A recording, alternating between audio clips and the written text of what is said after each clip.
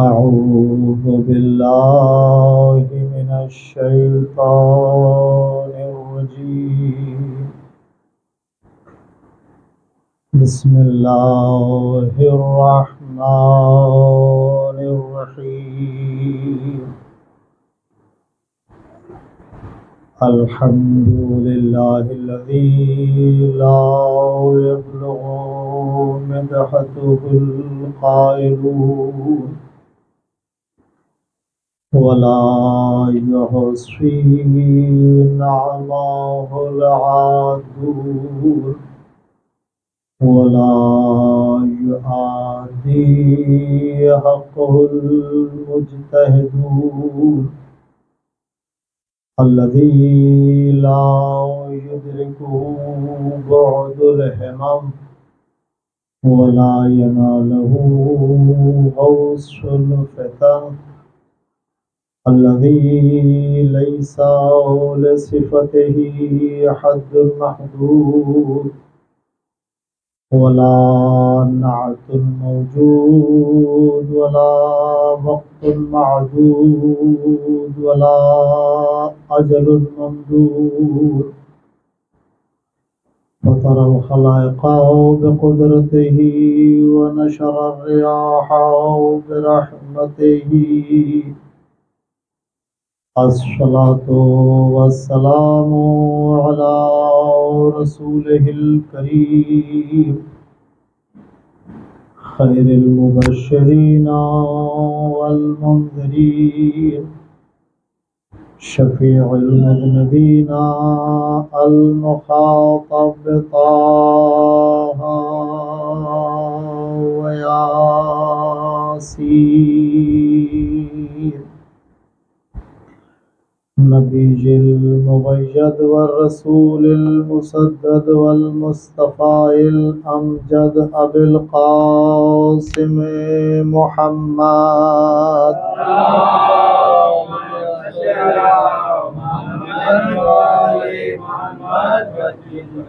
ولعنة الله على أعدائهم أجمعين أما بعد فقد قال الله سبحانه وتعالى في كتابه المجيد بسم الله الرحمن الرحيم ولا تحسبن الذين قتلوا في سبيل الله أمواتا بل أحياء عند ربهم يرزقون صلوات محمد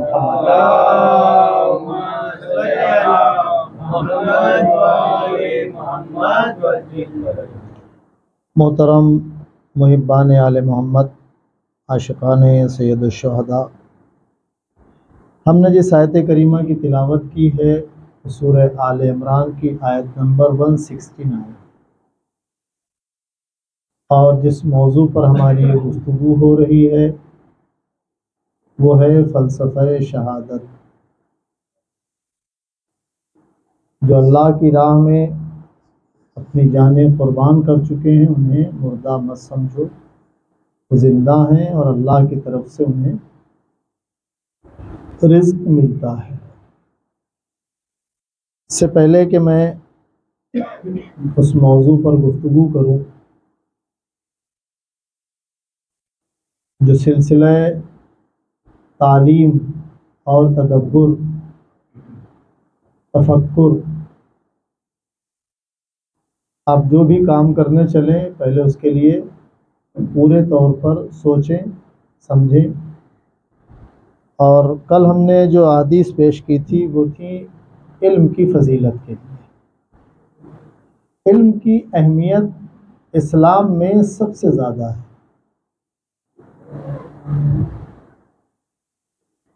पैगम्बर अकरम सल्लल्लाहु अलैहि वसल्लम इरशाद फरमाते हैं,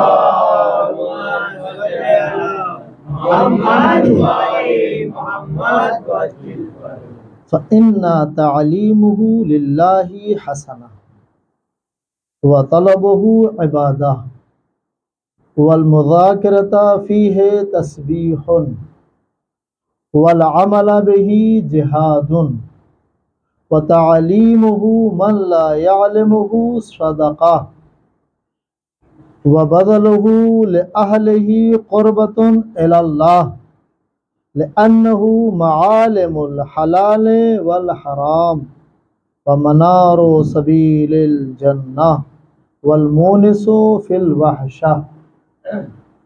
पैगंबर फरमाते हैं बड़ी अहमियत है, ख़ास तौर पर नौजवान सुने। अली भाई अपना पैर नीचे करके बैठिए। याद रखने की चीज़, और माएँ ज़रूर याद रखें, क्योंकि अगर किसी कौम में इल्म को, अमल को, अखलाक को, तक़वे को फ़रोग़ देना है, बढ़ाना है, तो माएँ तालीम याफ्ता होना ज़रूरी है। पैगंबर फरमाते हैं खुदा की रज़ा के लिए दूसरों को इल्म देना नेकी है।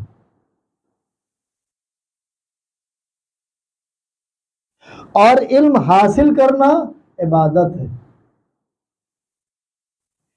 इल्मी गुफ्तगू बातें हम लोग बहुत करते हैं, अगर बैठ जाए तो जाने कहाँ कहाँ लगता है, ऐसा लगेगा कि अमरीका को भी यहीं उठा लाएंगे। लेकिन अगर इल्मी गुफ्तगू करें तो गोया तस्बीह पढ़ रहे हैं। इल्मी गुफ्तगू तस्बीह है। और जो इल्म नहीं रखते उन्हें इल्म देना सदका है। और ऐसे शख्स को तालीम देना जिसकी वो सलाहियत रखता हो, ये बहुत अहम है। कुर्ब इलाही का सबब है, क्योंकि इल्म से हलाल और हराम की पहचान होती है। इल्म जन्नत का रास्ता है।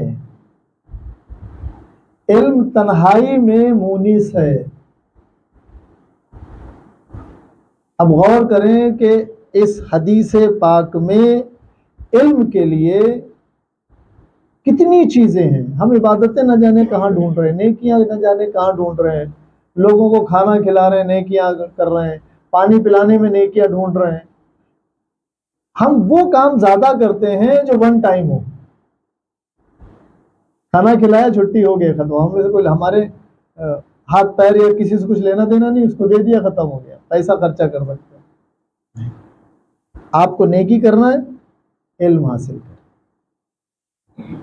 इबादत करना है, इल्म हासिल कर।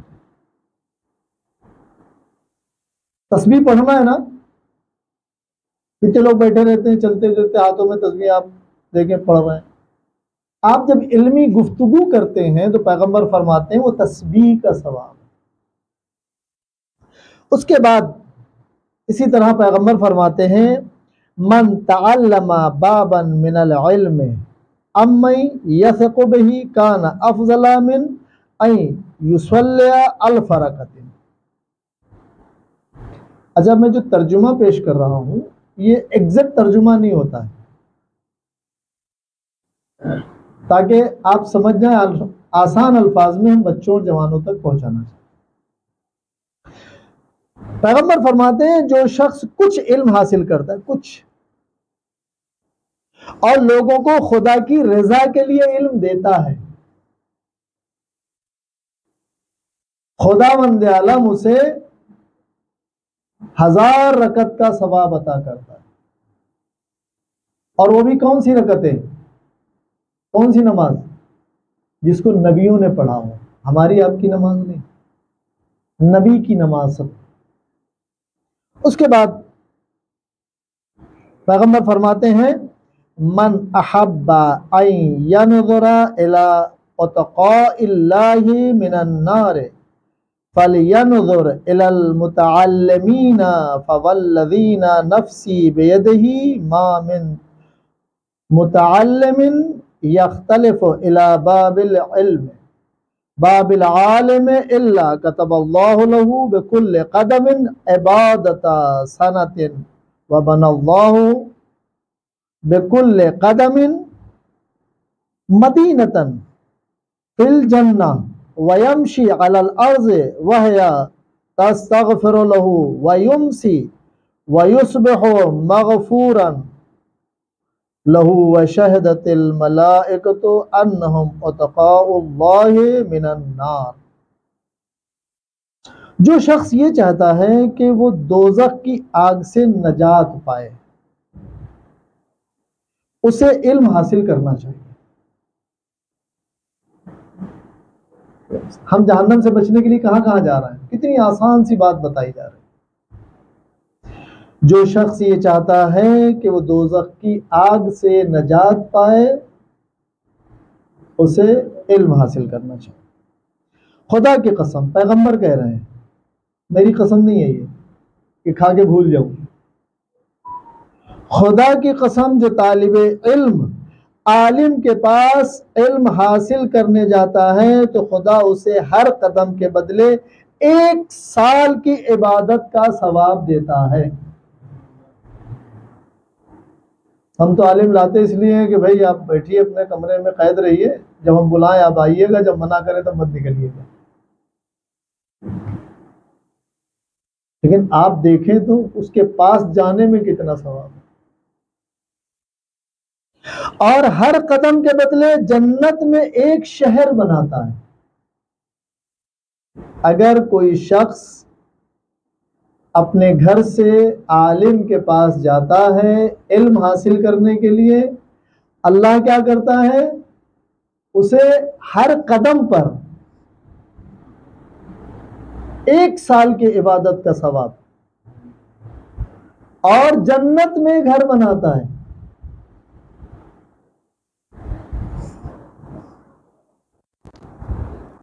तालिब इल्म आलिम के पास इल्म हासिल करने जाता है तो खुदा उसे हर कदम के बदले 1 साल की इबादत का सवाब लिखता है, और हर कदम के बदले, घर नहीं, मैंने तर्जुमा गलत किया इसीलिए मैंने रिटर्न किया, घर नहीं शहर बनाता है उसके लिए। हर कदम के बदले उसके लिए एक शहर बनाता है। यहाँ एक कमरा मिल जाए तो बड़ी बात है, यहां भी मिलता है। अगर आप जिसके पास इल्म है, दुनिया की दौलत उसके कदमों में है, जिसके पास इल्म है, जन्नत में उसके घर नहीं होंगे, शहर होंगे। जब तालिब इल्म जमीन पर चलता है तो जमीन उसके लिए मगफिरत करती है, दुआ मांगती है, परवरदिगार इसके माफ कर दे, इसने जो गलतियां की हुई माफ कर दे, जो गुनाह किए माफ कर दे। वो बच्चे, वो जवान जो इल्म से भागते हैं, आप देखें तो इसका फायदा कितना है, खुदा के यहाँ कितना फायदा है।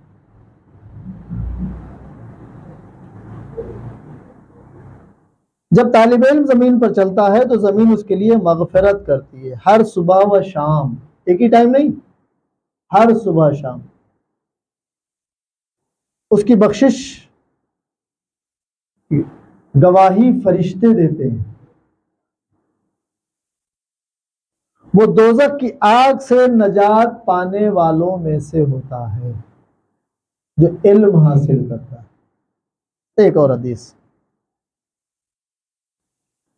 फ़इन्ना हुज़ूर मजलिस आलिमिन अफ़ज़लु मिन हुज़ूर अल्फ़ जनाज़तिन व मिन इयादतिन अल्फ़ मरीज़।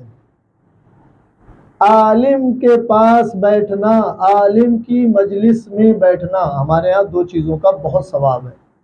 किसी मैयत में जाना बहुत सवाब है, ताकीद की गई कि जाओ, जो मरीज हो गया उसकी अयादत के लिए जाओ, उसकी खैर खैरियत पूछने जाओ। पैगंबर फरमाते हैं, जो शख्स आलिम के पास बैठा है इल्म हासिल करने के लिए, उसने गोया 1000 जनाजों में शिरकत की है, ये सवाब है। उसने 1000 मरीजों की अयादत की है, ये इल्म हासिल करने का सवाब है। हमने इल्म को समझा ही नहीं है। अल्लाह को समझना है तो इल्म की जरूरत है, अंबिया को समझना है तो इल्म की जरूरत है। अल्लाह ने इसकी दलील के लिए किताब भेजी है, किताब पढ़ने के लिए क्या जरूरत है? बिना इल्म के किताब कैसे पढ़ सकते हैं? कुरान मजीद समझने के लिए इल्म की जरूरत है, साइंस समझने के लिए इल्म की जरूरत है, आज की टेक्नोलॉजी समझने के लिए इल्म की जरूरत है, अहले बैत को समझने के लिए इल्म की जरूरत है। अहले बैत को सुना बहुत सारे लोगों ने है, अहले बैत को जानते बहुत सारे लोग हैं, लेकिन जब वो साहिब इल्म नहीं होते हैं तो बजाय अहले बैत को फायदा पहुंचाने के, बजाय कुरान को फायदा पहुंचाने के, नुकसान पहुंचाते हैं। लिहाजा हम कोशिश करें सब मिल के कि हमारा माशरा पहचाना जाए, अगर तो इल्म से पहचाना जाए। फला मोहल्ले में चले जाइए, आपको बच्चा बच्चा साहिब इल्म मिलेगा, उनकी खवातीन पढ़ी लिखी मिलेंगी, उनके बच्चे साहिब इल्म मिलेंगे, उनकी जबान कितनी शीरीनी है। और इल्म के लिए अखलाक, किरदार ढूंढने जाना नहीं है, इल्म आ जाएगा, ये खुद आ जाएगा। क्योंकि फलदार दरख्त की शाखें झुक जाती हैं और कांटेदार दरख्त की शाखें ऊंची रहती हैं। जब ये बच्चे, ये जवान साहिब इल्म होंगे तो इनका अखलाक मशहूर होगा, इनका किरदार मशहूर होगा, इनका कैरेक्टर मशहूर होगा कि बहुत अच्छे लोग हैं।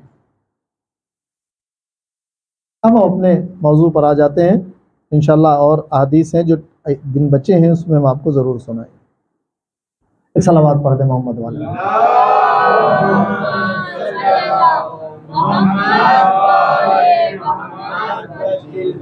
बिस्मिल्लाहिर्रहमानिर्रहीम। वला तहसबन्नल्लज़ीना क़ुतिलू फ़ी सबीलिल्लाहि अमवात बल अहयाउन इंदा रब्बिहिम युरज़क़ून। सूरह आल इमरान आयत नंबर 169। वो लोग जिन्होंने राह खुदा में अपनी जानें कुर्बान की हैं, उन्हें मुर्दा मत समझो, वो जिंदा हैं और अल्लाह की तरफ से रिज़्क़ पाते हैं। रिज़्क़ की बहुत सारी किस्में होती है। रिज़्क़ में वो क्या पाते हैं? रिज़्क़ में सिर्फ खाना ही नहीं होता है।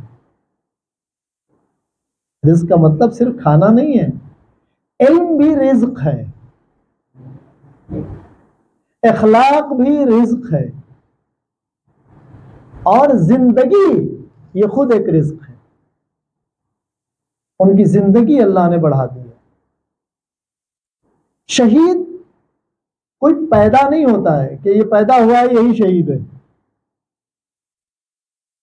शहीद कोई बनाता नहीं है कि उसने फला आदमी के पास चला जाओ शहीद बना देगा। लेकिन शहीद की जरूरत सोसाइटी को होती है, माशरे को होती है, क्योंकि हर चीज के लिए, मसलन हमें जिंदा रहना है, खाना पीना छोड़ दें? जिंदा रहने के लिए खाना पीना शर्त है। हमें अपने बदन को छुपाना है तो इसके लिबास शर्त है। मौसम की मार से अगर हमें बचना है तो उसके लिए एक घर की शर्त है। सर्दी का लिबास गर्मी में नहीं पहन सकते और गर्मी वाला लिबास सर्दी में नहीं चलेगा। बहुत सर्दी हो रही है, आप हाफ आस्तीन की टी शर्ट पहन के निकल जाइए, घर वाले शायद हॉस्पिटल ले जाना पड़े, लोग हंसेंगे आपको। लोग कहेंगे बेटा क्या हो गया आप, इतनी सर्दी आप टी शर्ट पहने जा रहे? मुझे सर्दी नहीं लग रही है। ठीक है, थोड़ी देर में देख लेंगे। हर चीज की एक जरूरत होती है। एक घर बनाने के लिए इंसान अपनी जान तोड़ मेहनत करता है। छोटी मेहनत करता है तो छोटा घर बनाता है, बड़ी मेहनत करता है तो बड़ा घर बनाता है। इसी तरह जब माशरे पर कोई मुसीबत आती है तो ऐसे अफराद की जरूरत होती है जो माशरे के लिए अपनी जान कुर्बान कर दे और माशरे को बचा ले। खुदा न खास्ता किसी बच्चे पर कोई कुत्ता ही हमला कर दे और मां सामने मौजूद हो, क्या करेगी? कुत्ते को बोलेगी ठीक है भाई मैं बच जाऊं, ठीक चलेगा, उसको ले जाओ? पॉसिबल है? उसकी ममता, उसकी मोहब्बत, खुद है कोई इंसान मौजूद हो, अगर कोई इंसान के ऊपर, छोटे बच्चे पर या बड़े पर कोई कुत्ता हमला कर दे तो लोग उसकी हेल्प के लिए पहुंच जाते हैं और उसको भगा देते हैं, कोशिश यही करते हैं। बिल्कुल उसी तरीके से जब माशरा किसी बड़ी मुसीबत में घिर जाता है तो जिस तरह ये माँ अपनी औलाद से मोहब्बत करती है, ऐसे नौजवानों की जरूरत होती है जो माशरे को अपनी औलाद से ज्यादा चाहते हो।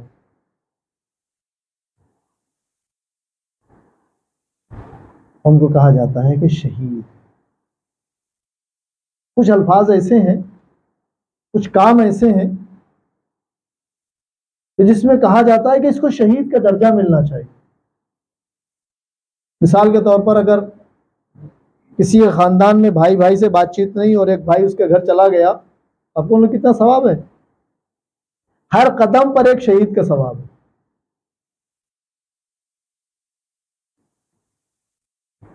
यह भी कहा जा सकता था हर कदम पर एक कुरान पढ़ने का सवाब है। हर कदम पर एक हज का सवाब है। हर कदम पर एक जियारत का सवाब है। नहीं कहा, हर कदम पर एक शहीद का सवाब। क्यों? ये जो जहां जा रहा है ये खुद अपने नफ्स को मार रहा है, जख्मी कर रहा है कि न जाने वो कहां, कितनी गालियां वहां जाके मिलेंगी, न जाने कितनी कितनी बातें सुनने मिलेंगी, उसे बर्दाश्त करना है। इस शहीद का सवाब उसे मिले। कोई आलिम है, कौम के लिए मेहनत कर रहा है, कहा जाता है उसको एक शहीद का सवाब। मैं आपको एक चीज, शुहदा के जो मारिफत है, खुदा से दुआ करें खुदा हमको अंबिया, आइम्मा, कुरान की बात समझने की तौफीक दे। सबसे अहम चीज है। अहले बैत सुनना कोई बड़ा काम नहीं है, अहले बैत को देखना भी कोई बड़ा काम नहीं है, अहले बैत के साथ रहना भी कोई बड़ा काम नहीं है। क्या लोग रहे नहीं है? हत्ता कि अहले बैत से गले मिलना भी कोई बड़ी फजीलत नहीं है। फिर फजीलत किस बात में? न जाने कितने लोग गले मिले हैं उनसे, गोद में खिलाया है और आप लानत करते हैं, आप नफरत करते हैं। हसनैन की बहुत सारी दास्तानें मौजूद हैं। छोटे थे, उन्होंने गोद में ले लिया, उन्होंने हाथ चूम लिए, उन्होंने गोद में ले लिया, वहां चले गए, घर ले आए, खाना खा लिया, झूठा पानी पी लिया, ये कर लिया, खजूर खा लिया, कितनी फजीलतें। आप नफरत करते कि नहीं करते? ऐसे अफराद से नफरत। चूम रहे हो, समझ रहे हो, फिर भी मान नहीं रहे हो। इसका मतलब यह हुआ कि न चूमने में फजीलत है, न छूने में फजीलत है, न साथ रहने में फजीलत है, न साथ उठने में फजीलत है, न साथ बैठने में फजीलत। अगर फजीलत है तो उनकी बात मानने में फजीलत।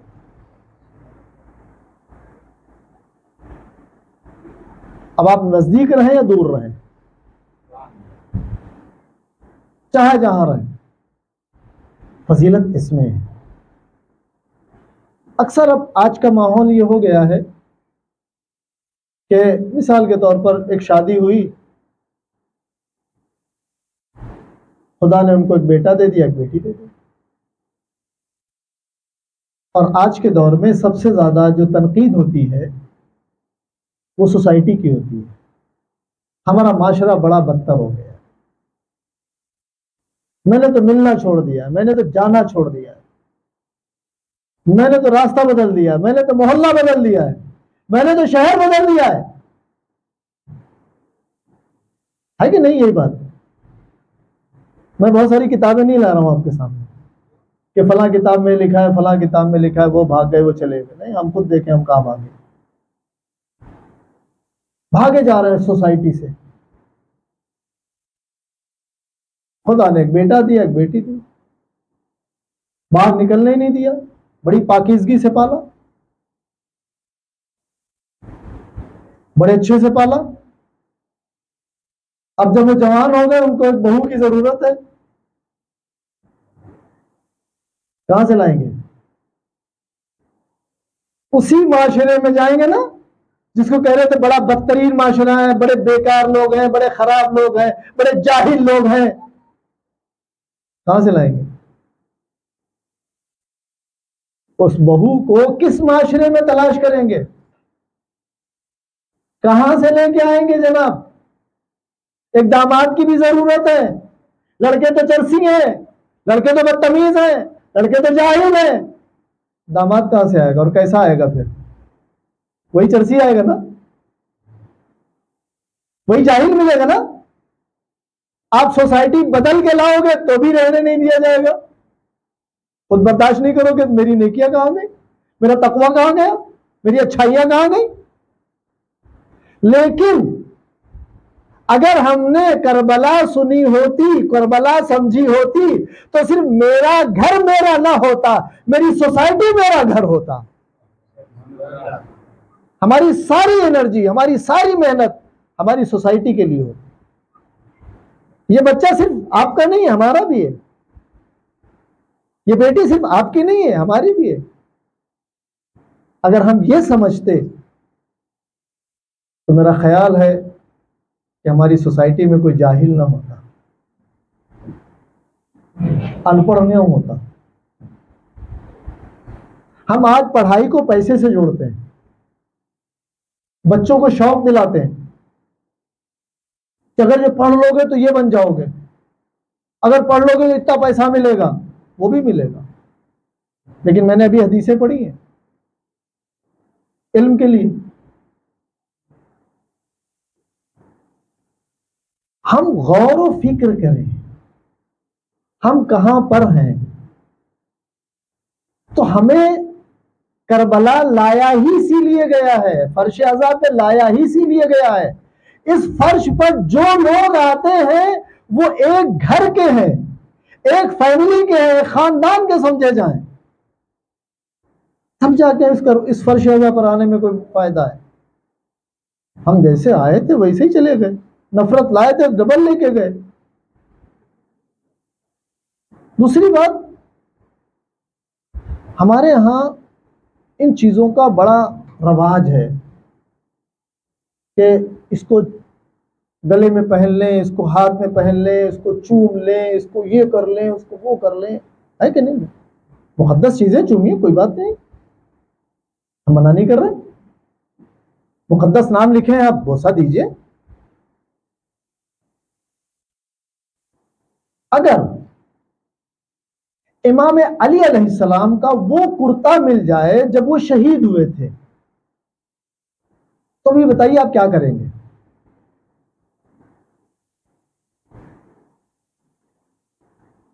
अभी हमारे यहाँ हिंदुस्तान में बहुत सारे लोग ईरान से इमाम रज़ा का परचम आता है, दूर दूर से लोग जाते हैं उसको ज़ियारत के लिए। करबला का परचम आया है जो मीनार पे लगा, तो दूर दूर से लोग ज़ियारत के लिए जाते कि नहीं जाते?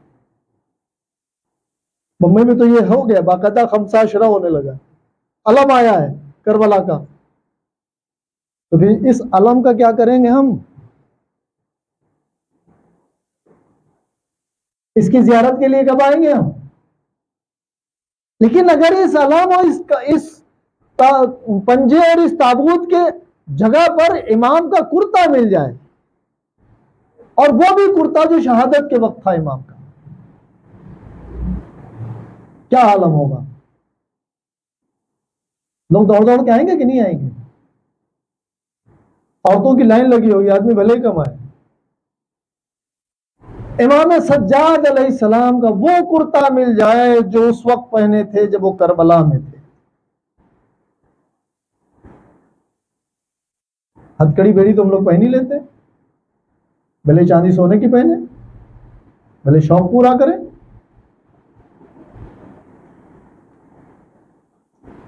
पहनते कि नहीं पहनते?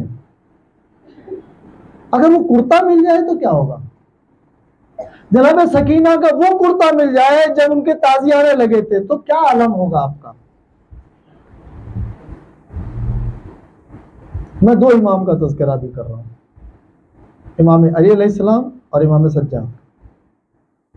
इनके अगर कुर्ते मिल जाएं तो आप बताइए आपकी बस्ती का आलम क्या होगा?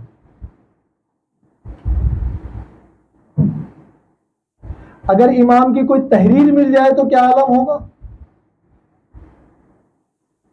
हमारी नादानी का आलम यह है कि हम इमाम का कुर्ता तलाश कर रहे हैं, जबकि इस दौर में हर घर में नहजुल बलागा होना चाहिए, इमाम का कलाम होना चाहिए। इमाम का कलाम अफजल है या कुर्ता अफजल है? इमाम सज्जाद अलैहिस्सलाम की सहीफ़े सज्जादिया किसके घर में मौजूद है?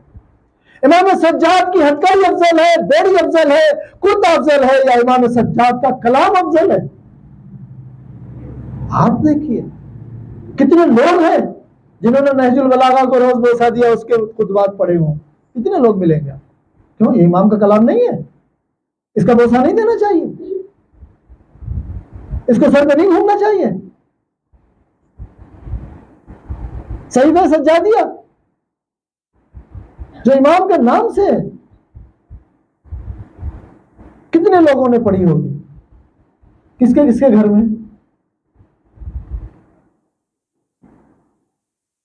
फजीलत कुर्ते से नहीं है, फजीलत कलाम इमाम से है। और वो कलाम अगर दिल में उतर जाए, और जब वो कलाम दिल में उतर जाता है और ये अपनी जान और माल लेके खड़ा हो जाता है, उसे कहते हैं शहीद। वो जो कौम के लिए मरने जा रहा है, वो जो कौम के लिए बोल रहा है, वो जो कौम के लिए कर रहा है, जब ये मरेगा तो शहीद मरेगा, इसका मकाम है शहादत मिलेगा। जबकि हर घर में ये किताबें होना चाहिए कि नहीं होना चाहिए? क्या मामूली चीज है ये? कलाम इमाम है।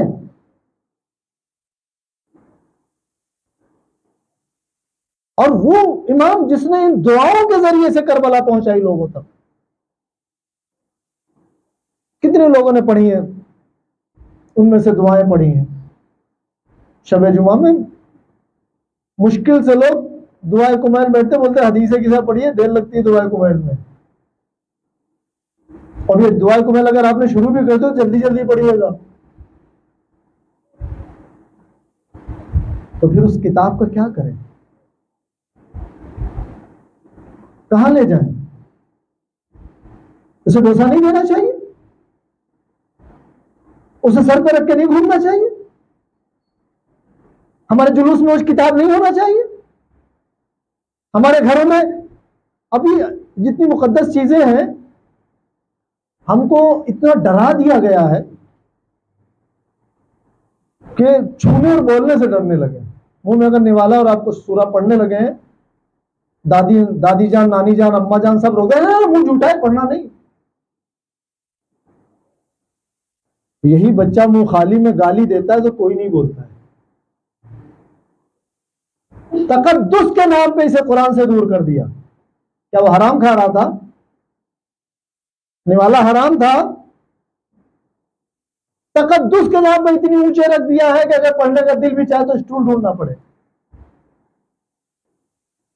तकद्दुस के नाम पे ऐसी जगह रख दिया जहां हम निकले और हम आते जाते रहो, कुरान हमारी हिफाजत करे। अब तो दरवाजों पे बना दिया है, जब हम निकले तो कुरान हिफाजत करे, जब आए तो कुरान हिफाजत करे। है कि नहीं है? मैं बहुत सारे हम लोग घरों में जाते हैं, तो तनकीद नहीं कर रहा हूं, लेकिन अफसोस होता है कुरान वहां रखा है जो आपके आने जाने का रास्ता है।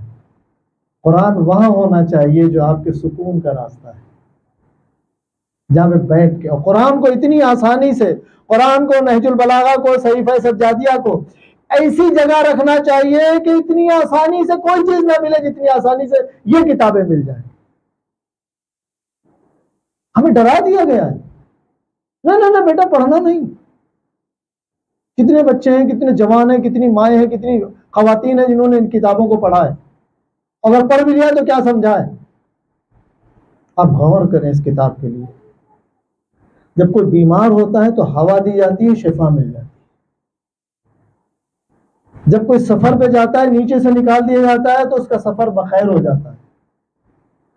जब उसके बंद में इतना फायदा है तो उसके खुलने में कितना फायदा होगा। बंद में अपना सफर बखैर किया, अगर इसे खोल के पढ़ लेंगे तो पूरी नस्ल बखैर हो जाएगी। बंद हवा में सिर्फ आपको शिफा मिला है, अगर इसे खोल के पढ़ेंगे, इसको समझेंगे, पूरी नस्ल को शिफा मिलेगी।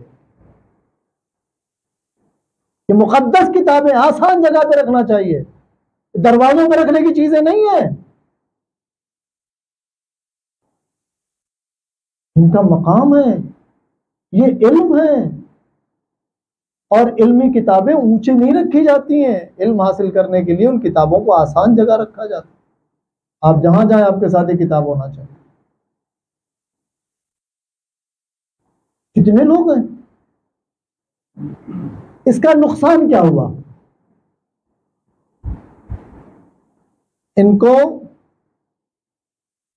ऐसे मकाम पे रख देने का नुकसान हुआ क्या।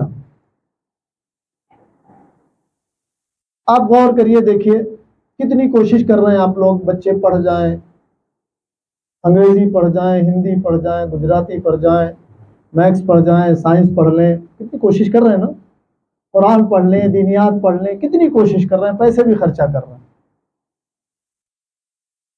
फिर भी नहीं पढ़ पा रहे।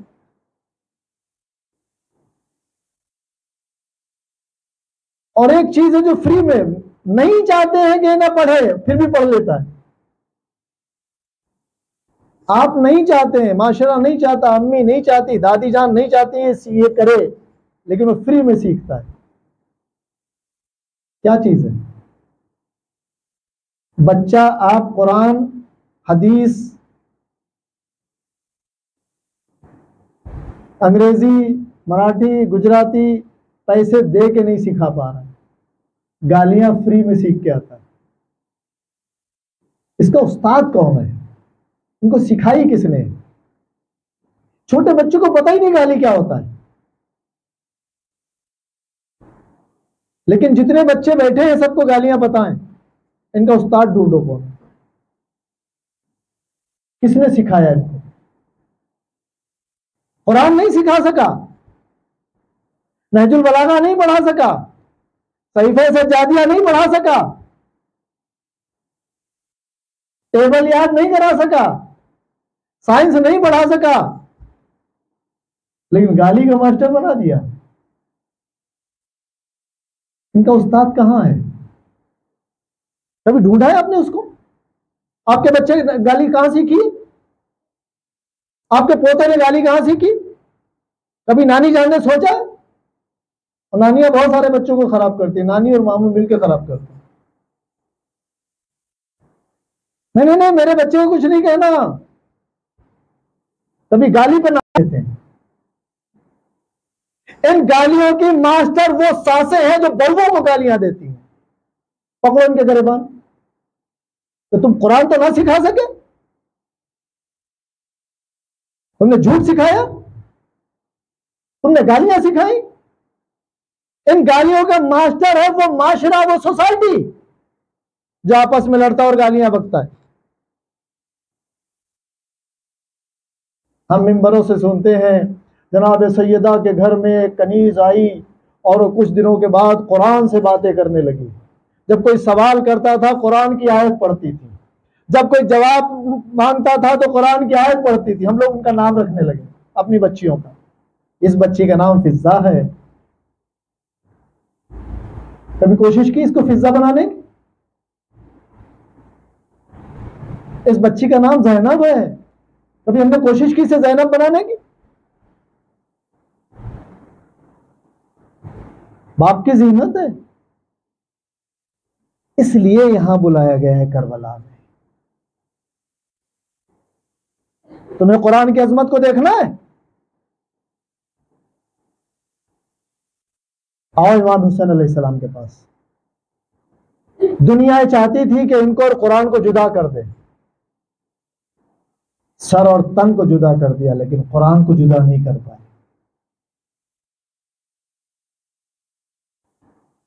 दुनिया ये चाहती थी कि इनके ढोंग है, सुबह मौत आनी है और सब कोई रुकू में है, कोई सजदे में है, कोई कयाम में है। होता है कि नहीं होता है? अलग कर पाया कोई? हमको कैसे अलग कर लिया? क्योंकि हम उनसे अलग हो गए। कितने लोग हैं जो कुरान के बारे में कुछ कितना जानते होंगे? सूरह हम्द जो हम नमाज में पढ़ते हैं, इसके बारे में हमें नहीं पता है। इसकी तजवीज, क़िराअत, तर्जुमा क्या पता है इसके बारे में? हम ये चैप्टर खोलें तो करबला लाया इसलिए गया है कि हमारे इमाम को, जो हमारा इमाम मौजूद है, उसे नादान लोग नहीं चाहिए। कैसे नादान? मैं आपको तारीख के हवाले से बात करूं। जंगे सिफ़ीन, इमाम का लश्कर गालिब, दुश्मन ने कुरान का इस्तेमाल किया और नज़र बुलंद कर दी। जो नादान चाहने वाले थे वो इमाम वक्त के पास खड़े हैं तलवार लेके, मालिक अस्तर को बुला वरना हम तुमको कत्ल कर देंगे। उनके पास कुरान है, उन्होंने कुरान का रास्ता दिया है। आज हम भी वही है। दुश्मन समझता था कि इसमें कितने नादान हैं, कितनों को हम गुमराह कर सकते हैं, कुरान के जरिए से गुमराह किया। जब कुरान के जरिए से गुमराह किया है, पैगंबर ने हमें दो चीजें दी हैं, कुरान और अहले बैत। दोनों एक साथ रहते हैं। आज वही जमाना है। जिस तरह दुश्मन ने कुरान के जरिए से गुमराह किया था, आज के जमाने में आले मोहम्मद के जरिए से गुमराह कर रहा है। इमोशनल बना के लोगों ने तलवार निकाल ली, लेकिन उसी जंग में ऐसे अफराद भी मौजूद है। तलवार चल रही है, दुश्मन मालिक अस्तर की तलवार के नीचे पीछे से आवाज आई, मालिक इमाम बुला रहे हैं, तलवार वहीं रोक दी। चलने दो, नीचे जाने दो, खत्म हो जाए किस्सा। जिसके हुक्म से चली थी उसके हुक्म से रुक गई। ताबेदार, इबादत गुजार, ताबेदार, ये वो अफराद है जो इमाम के साथ थे। और नादान इतने थे कि उन लोगों ने तलवारें निकालनी जब दुश्मन ने कुरान को नेज़ों पर बुलंद किया। हमारे तुम्हारे दरमियान में कुरान है। हमें कैसे लोग चाहिए? अगर आज इमाम आ जाए वही हाल होगा। लिहाजा हमें करबला लाया इसलिए गया है कि तुम्हें वैसा नहीं बनना है, तुम्हें मालिक अस्तर जैसा बनना है। मालिक अस्तर अकेले खुद ऐसे नहीं थे, मालिक अस्तर का बेटा भी वैसे ही था, इताअत गुजार। हमने देखा ना, मुख्तार के साथ रहे। हमें करबला लाया इसलिए गया है कि मुंतक़िम खून हुसैन आएगा, उसे फिर मालिक अस्तर की जरूरत है। अकेला इंतकाम लेगा? अगर अकेले इंतकाम लेना होता तो अब तक आ चुके होते। हम कहां पर हैं? हम क्या सोच रहे हैं? हम फर्श अज़ा पर क्यों आए? जब शहीद मरता है, शहीद इस दुनिया से जाता है, तो कौम को जिंदगी दे के जाता है। शहीद की मौत कौम की हयात होती है। शहीद की जो मौत है कौम की हयात है। शहीद की जो मौत है कौम की हयात है। है हमारी दर्शगाह, करबला करबला है हमारी दर्शगाह, करबला करबला हक का सीधा रास्ता, करबला करबला बुलंदियों का रास्ता, करबला करबला नारा हैदरी। हमें लाया इसलिए गया है, तुम्हारा एक मकसद होना चाहिए, तुम्हारी जरूरत है। हम इन जरूरतों को कैसे पूरा करेंगे? हम अपनी नस्ल के लिए क्या करने जा रहे हैं? जिस तरह एक निज़ाम हमारी जिंदगी का है, उसी तरह हमारे घर में मोबाइल का निज़ाम भी होना चाहिए। दुश्मन की साजिश आप समझते हैं? मैं आपको बहुत करीब से बताता हूं। हदीस में है कि इमाम और नबी का साथ वही देगा जो हलाली होगा, पाको पाकीज़ा होगा। इमाम का जब ज़हूर होगा, इमाम के साथ कैसे लोग होंगे? पाकीज़ा लोग होंगे, होंगे कि नहीं होंगे? हलाली होंगे। ये हदीस सिर्फ हम नहीं पढ़ रहे हैं, इस्लाम का दुश्मन भी पढ़ रहा है। उसने प्लानिंग किया। आज के दौर में आपके मोबाइल में सबसे ज्यादा जो वीडियोस आते हैं वो फ्रेंडशिप के आते हैं, गर्लफ्रेंड और बॉयफ्रेंड, और आसानी से अवेलेबल बताए जाते हैं। खुशहाल जिंदगी दिखाई जाती है कि नहीं है? सबसे दुश्वार जिंदगी इस मोबाइल में दिखाई जाती है शादीशुदा की। शादी करके फंस गए, रिश्ता करके फंस गए, दिखाया जा रहा है कि नहीं दिखाया जा रहा? आप क्या समझना चाह रहे हैं इससे? इससे समझना क्या चाह रहे हैं? वो क्या बताना चाह रहे हैं? रिलेशनशिप में रह रहे हैं, कोई दिक्कत नहीं है, ना अम्मा को दिक्कत, ना अब्बा को दिक्कत, ना मोहल्ले को दिक्कत, ना समाज को दिक्कत। दिक्कत किससे है? अरे 2 शादियां कर ली, अरे 3 कर ली, 4 कर ली, दिक्कत है। लेकिन वो 10 रिलेशनशिप में रह रहा है, जो माशरे को कोई दिक्कत नहीं है। तारत गई कि नहीं गई? हलाली खत्म हुए हैं कि नहीं हो रहे हैं? शादी हो गई, एक बच्चे में भाई हम आगे नहीं कर सकते कुछ भी, कैसे पालेंगे, कैसे पढ़ाएंगे? गैर हलाली लाइन लगी है और हलाली वाला सोच रहा है तो कैसे आगे बढ़ेंगे हम। दुश्मन की क्या चाल है? उसको पता है कि उनका आना कंफर्म है, हम आना नहीं रोक सकते, लेकिन हम ऐसा माहौल बना देंगे, ऐसे नाजायज लोग खड़े कर देंगे, आना नहीं रोक सकते, कम से कम डिले जरूर करा लेंगे, लेट तो करा ही देंगे। इस दुश्वारी को कैसे फेस करें हम? इसके लिए भी एक निजाम बनाएं, वरना तारत खत्म है। हलाल रिश्तों के लिए उसमें जिना है, महरम से महरम जिना कर रहा है। ये दुश्मन की प्लानिंग है कि हम उस आदमी को आने ही नहीं देंगे, उसको साथी तैयार होने नहीं देंगे। करबला इसलिए लाया गया है कि जब ऐसा जमाना आ जाए, दुनिया ऐसे माहौल को बना दे कि तुम्हारे इमाम के साथी ना हो तो तुम करबला आना और ये सीखना कि तुम्हें अपने बच्चों को कैसे आगे ले जाना है, तुम्हें अपने बच्चों को हुसैन का फिदाई कैसे बनाना है, अपने इमाम का साथी कैसे बनाना है, इमाम का सिपाही कैसे बनाना है, इमाम का वजीर कैसे बनाना है, इमाम का दोस्त कैसे बनाना है, यहां आके सीखना। इसलिए यहां लाया गया, इसलिए करबला बताई जाती है। इसलिए उन माओं की ने अपने खून जिगर को क्या बताया है। मैंने बहुत ढूंढा, जो हमारे माशरे में हो रहा है शायद उस रात में कहीं मिल जाए।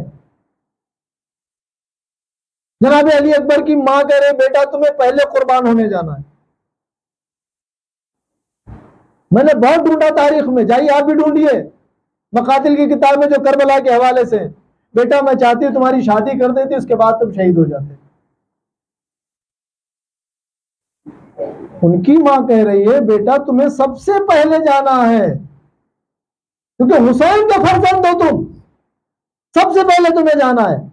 और हमारी मां, जिसकी मां उसे शहादत के लिए तैयार कर रही है, हमारी मां अब दूल्हे के लिए तैयार कर रही है। जनाब ज़ैनब सामने इसे खड़े किए बच्चों को, मुकातिल लिखते हैं सबसे पहले तुमको जाना है, तुम्हारे दो रिश्ते हैं, जाफर तैयार के पोते हो तुम, हैदर कर्रार के नवासे हो, ये जाफर तैयार का भतीजा है, हैदर कर्रार का बेटा है, तुमको पहले जाना है, दोनों को जाना है।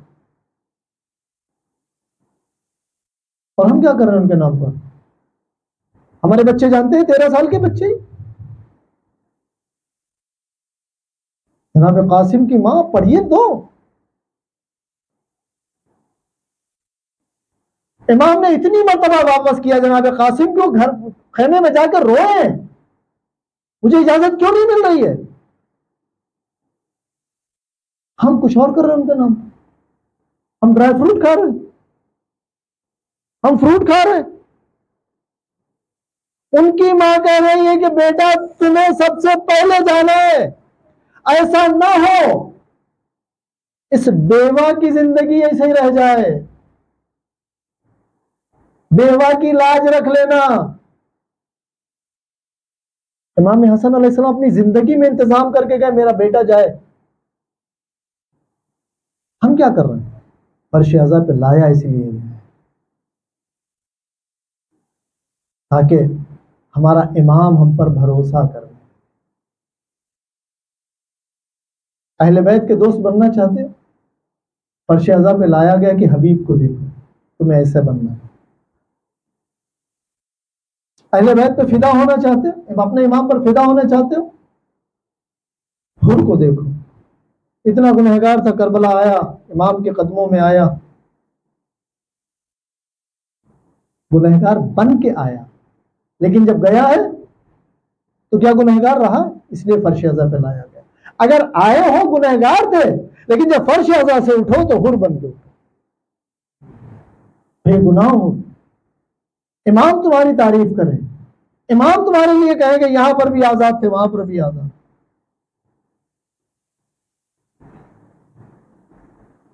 तुम्हारा हिजाब, तुम्हारा तकद्दुस किस लिए है? वो खातून जो बुजुर्ग हो गई, तजर्बेकार हो गई है, उसे तो चाहिए कि अपने बहू को ऐसे रखे कि इसके बतन से जो बच्चे पैदा हो वो इमाम के फिदाई बने, उसकी खिदमत गुजारी करेगी। जिस दिन ये सोच लिया, नफरत नहीं करेगी। उनकी तरबियत करो इसी एतबार से। बेटा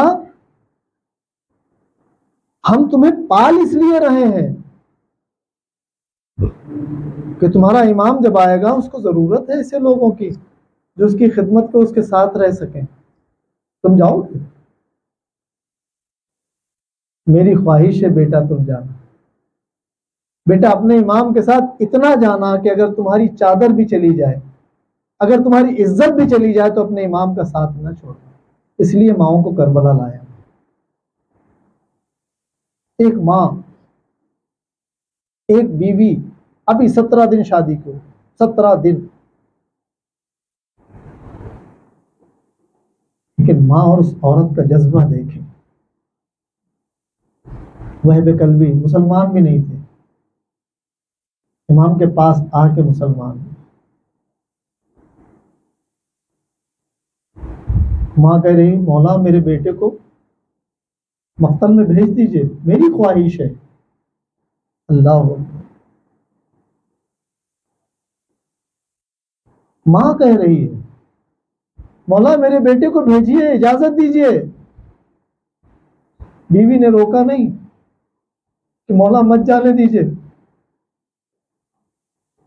बल्कि बीवी इमाम के पास आई, अपने हाथों को जोड़ा, मौला इनकी ये तो शहीद हो जाएंगे, मुझे इतनी इजाजत दे दीजिए कि मैं आपके खानदान की खवातीन के साथ जिंदगी गुजार सकूं, आपके अहले हरम में चली जाऊं।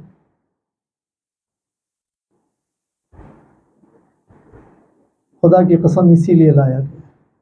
तुम माँ हो ना तो वहब की माँ की तरह बनो। दूर से खड़ी देख रही है, बेटा जंग कर रहा है। जब बेटा गिरा है तो मां दौड़ी है।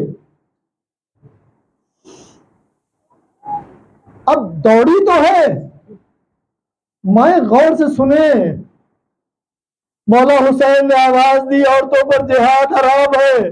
वो माँ उसी जगह खड़ी हो गई जहां पर इमाम का हुक्म मिला। ये ताबेदारी है, ये अभी मुसलमान हुए हैं। माँ उस मकाम पे रुक गई, जालिमों ने बेटे का सर तन से जुदा किया, माँ की तरफ फेंका। उस माँ ने अपने लाल के सर को आगोश में लिया, बोसा दिया और शायद ये कहा हो, मेरे लाल का सर अकबर के सर से ज्यादा कीमती नहीं है, मेरे लाल का सर कासिम के सर से ज्यादा कीमती नहीं है, मेरे लाल का सर मेरे हुसैन से ज्यादा कीमती नहीं है। उस सर को बोसा दिया और वापस फेंक दिया। हमने अहले बैत पे जो कुर्बान किया है हमें वापस नहीं चाहिए। ये माए है। एक माँ और है, अपने आका, अपने मौला, अपने भाई पर इतना गिरिया किया है कि जब शाम में रिहाई मिली, बीबी ने ख्वाहिश की कि हम रो नहीं पाए हैं,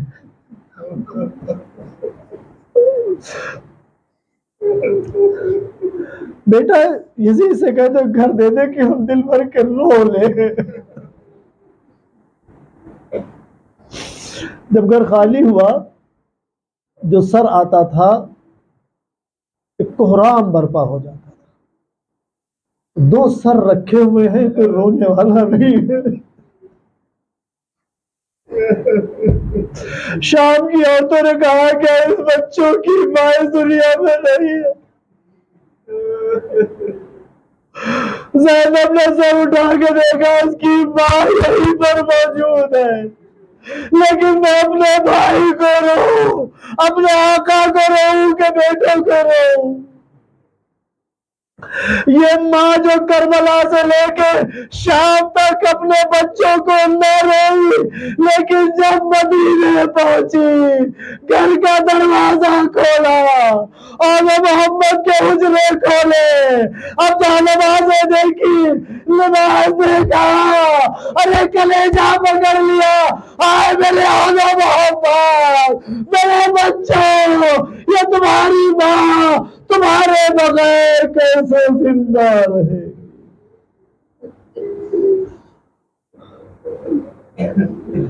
अला लानतुल्लाह अलल कौमिल ज़ालिमीन, सयअलमुल लज़ीना ज़लमू अय्याम मुनक़लिबिन यन्क़लिबून, इलाही बिहक़्क़ि ज़हरा बीहा व बालिहा व बनीहा। परवरदिगार बहक़्क़े मोहम्मद व आले मोहम्मद हमारी इस कलील सी इबादत को कबूल फरमा। परवरदिगार अहले बैत तहर अलैहिस्सलाम का वास्ता हम सबको नेक रास्ते पे चलने की तौफ़ीक़ इनायत फरमा। हमारे बच्चों को तालीम व ताल्लुम की तौफ़ीक़ इनायत फरमा। जो बच्चे बच्चियाँ दीनी और दुनियावी तालीमात हासिल करने में कामयाबी व कामरानी इनायत फरमा। खुदाया करबला वालों का वास्ता हम सबको करबला वालों के रास्ते पे चलने की तौफ़ीक़ इनायत फरमा। मुहिब्बान आले मोहम्मद जहाँ जहाँ हैं, खुसूसन हाज़रीन पर, बिलखुसूस मरहूमीन पर अपनी रहमत बरकत नेमत मग़फ़िरत नाज़िल फरमा। जो रोज़ी के लिए परेशान हैं उनको रिज़्क़ कसीर, रिज़्क़ हलाल इनायत फरमा।